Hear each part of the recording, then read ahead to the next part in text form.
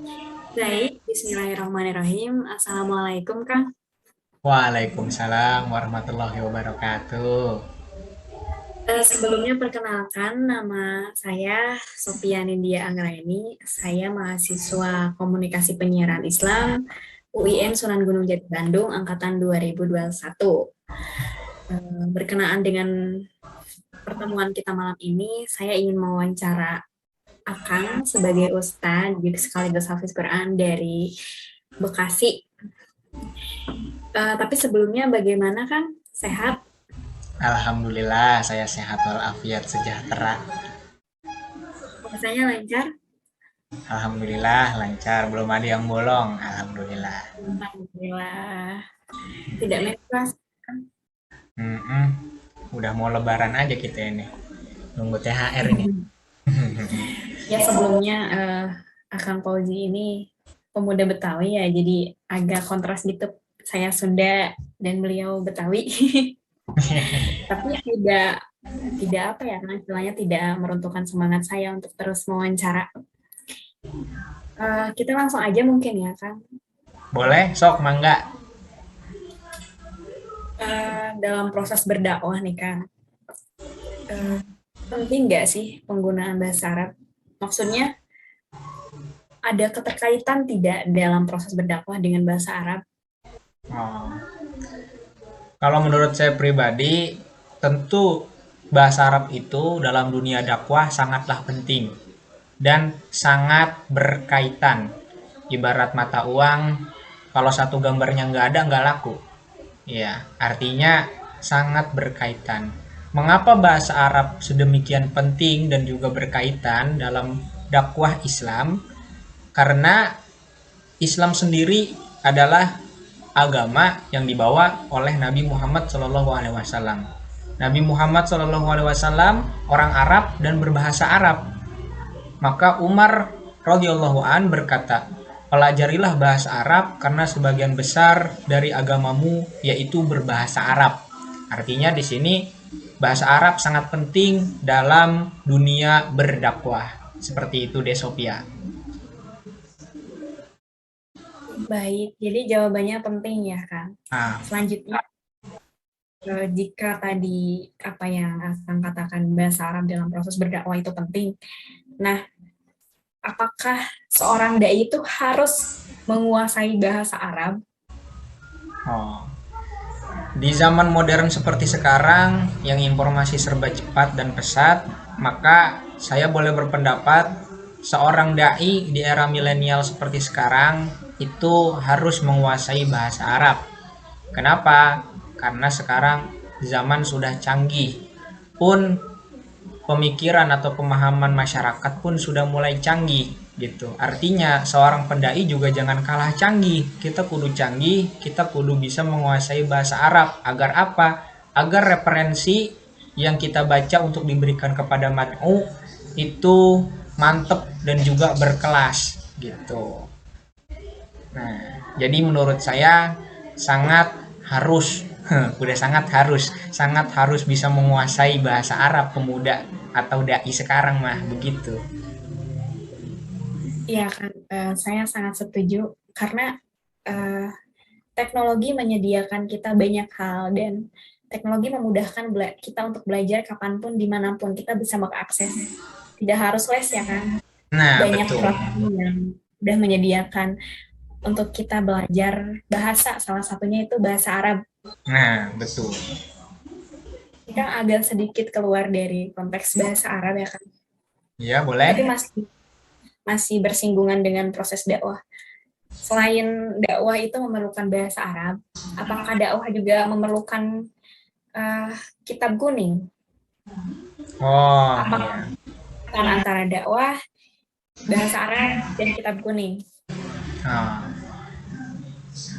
dakwah selain dia memandang bahasa Arab itu sebuah hal yang penting, dakwah juga membutuhkan referensi.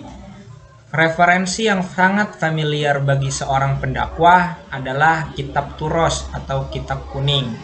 Mengapa demikian? Karena kitab kuning mengandung makna yang sangat dalam, ibarat samudra. sedalam lautan, itulah kitab kuning. Di dalamnya terdapat pemahaman-pemahaman tentang agama Islam yang sangat-sangat-sangat mendalam. Semakin kita mendalami tersebut, semakin kita menemukan mutiara-mutiara hikmah di dalamnya.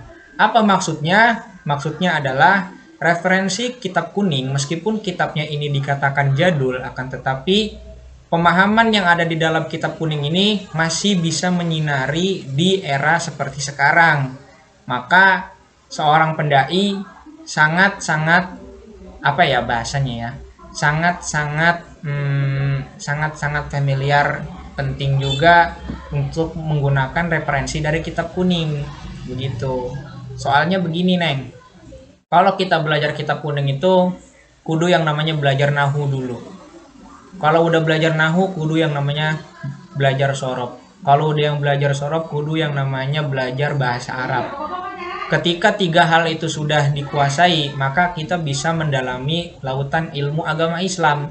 Begitu. Tapi kalau misalkan kita tidak punya ketiga ilmu tersebut, kita membaca buku-buku Islam yang tidak dari kitab kuning, itu pemahamannya ibaratnya cuma pemahaman paling atas, lapisan terluarnya doang, jadi tidak mendalam. Dikhawatirkan bisa mengeluarkan ijtihad-ijtihad yang salah dari agama Islam itu sendiri itu. Karena di dalam kitab kuning mengandung ijtihad-ijtihad yang sangat kuat dari ulama-ulama terdahulu. Hikmahnya adalah ulamanya sudah meninggal tapi kitabnya sampai sekarang terjaga dan masih masyhur. Artinya apa? Artinya itu kitab benar-benar dijaga sama Allah tuh, kitab kuning tuh. Jadi banyak berkah di situ.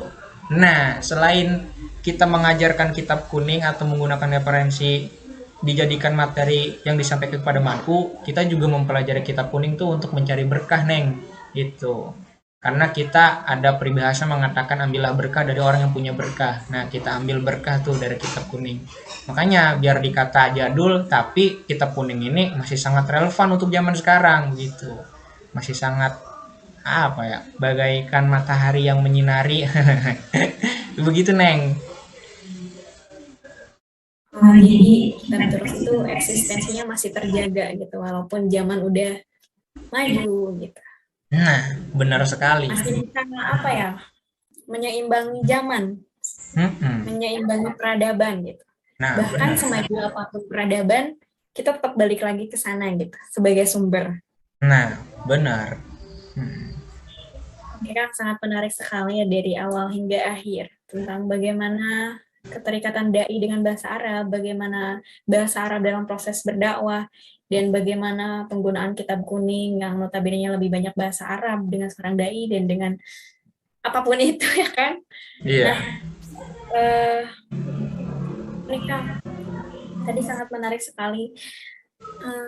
Boleh nggak sih Kang, kita punya hope pengen jadi penceramah, atau ada nggak sih tips untuk ceramah pemula atau dai pemula? Menurut Kang? Tipsnya ya untuk seorang pemuda yang ingin menjadi pendai ataupun pemudi. Tipsnya menurut saya yang pertama adalah senantiasa mencintai kebaikan. Mengapa demikian? Karena seorang dai adalah orang yang menyampaikan pesan-pesan agama, orang yang menyampaikan pesan-pesan kebaikan. Maka yang dimulai dari diri sendiri adalah bagaimana cara kita mencintai kebaikan. Ketika kita sudah mencintai kebaikan, maka akan mudah untuk menyampaikan kebaikan, dan kebaikan kita sampai juga akan mudah diterima oleh orang-orang yang membutuhkan kebaikan gitu. Jadi yang pertama itu. Assalamualaikum warahmatullahi wabarakatuh. Ismi Sophia Nindya Anggraini. Uridu an ahbaru lakum natijah minal muqabalati qad sa'alta ila mutakallimaini. Al-mutakalamul awwalu ismuhu al-ustad Wildan At-Taraji. Al-mutakalamul thani ismuhu al-ustad Muhammad Al-Fauji Ismatullah. Alal aqal hunaka arba'atu su'alah. Wan natijatu min hadihil muqabalati wahiyya al-lughatul arabiyyah muhimmatun jiddan. Fala buddan ala kulli du'ati in utkinuha. Kutubut turas takunu muraji'atan fi fahmil Qur'ani wal hadis. Wal ala hada kalimatun man jada wajada hiya masdaru min masadirid doa.